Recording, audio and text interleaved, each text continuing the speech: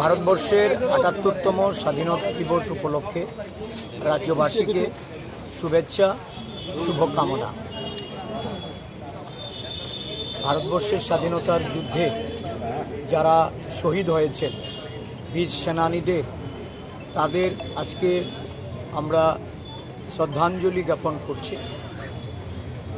স্মরণ করছি সেই সমস্ত মনীষীদের যারা এই দেশকে গণতন্ত্র এবং সংবিধান আমাদের উপহার দিয়েছেন। আমাদের দেশের এই বৈচিত্র্যের মধ্যে যে ঐক্য, নানা ভাষা, নানা মত, নানা পরিধান, এই সংস্কৃতি এবং আমাদের কৃষ্টি আজকে ১৪০ কোটি মানুষের গণতন্ত্র এবং সংবিধান হলো রক্ষা কবচ, যাকে দুর্বল করার একটা অশুভ প্রচেষ্টা সারা দেশব্যাপী এটা চলছে।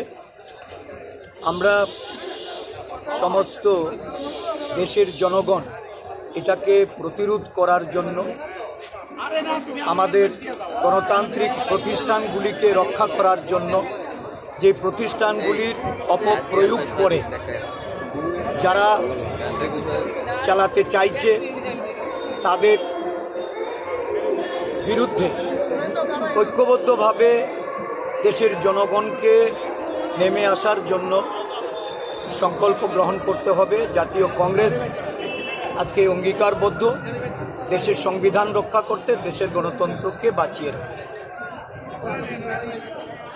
এই তৃণবর্ণ রঞ্জিত পতাকা উত্তোলন করার আজকের দিনে এটা একজন দেশের নাগরিক হিসাবে এই মহান দেশের আমাদের স্বাধীনতার প্রতি আমরা যে নিজেদের সেখানে সামিল করার যে সুযোগ আমাদের, এটাতে আমরা উদ্বেলিত, আরও বেশি আনন্দিত যে একসময় যারা এই ত্রিবর্ণরঞ্জিত পতাকা তারা হাতে নিতেন না, তারা উত্তোলন করতেন না, আজকে দেখা গেছে মহাসমারোহে এবং 3 দিন আগে থেকে ত্রিবর্ণরঞ্জিত পতাকা ঘরে ঘরে তোলার জন্য তারা উদ্যোগ নিয়েছেন।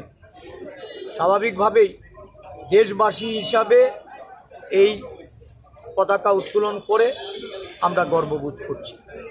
প্রদেশ কংগ্রেসের পক্ষ থেকে আবারও সমস্ত এই আমাদের যারা নেতৃবৃন্দ, কর্মকর্তারা এখানে উপস্থিত হয়েছেন তাদেরকে আমি কৃতজ্ঞতা ভরা ধন্যবাদ জ্ঞাপন করছি।